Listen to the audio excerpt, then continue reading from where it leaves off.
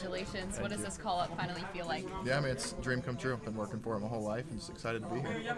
How did you find out? I know Bowman is here, so what was that conversation like with him beforehand? Yeah, there were a lot of moving parts. Wasn't sure if I was going to be on the taxi squad in Florida or come up here and pitch here this week. But yeah, after the game on Tuesday, or not Tuesday, on Sunday, he was like, hey, you're going to go meet the team in Pittsburgh. Congratulations. So. Who was the first person you told after you found out? I called my parents and I called my fiance. Yeah. What was their reaction? They're excited. I mean, it's been a long time coming, so just excited to be here. Who's going to be able to be here and make you watch your debut if it happens? Yeah, I got my parents here, got my fiance and her mom here. I got a lot of friends and family coming in town, so excited.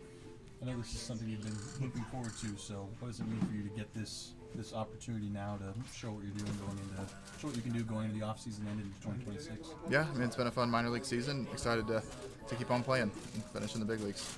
Was this on your radar coming into the season that you had a chance to end up here? Yeah, I mean, that's the goal.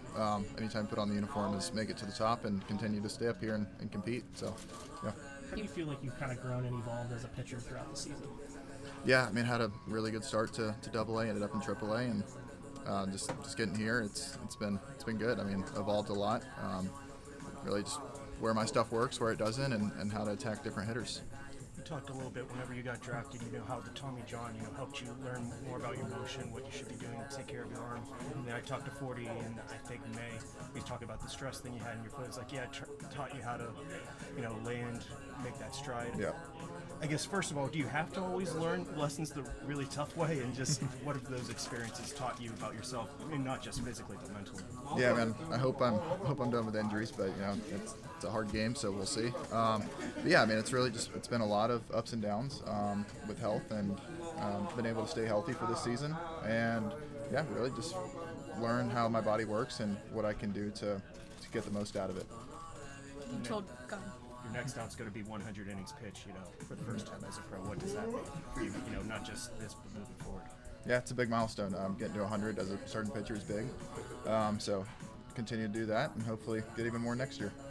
You told me in spring training you felt like just being there this year with the big leagues, everything felt like it was in your grasp. At what point this year did you feel like you were one step closer, or, hey, I'm really ready now?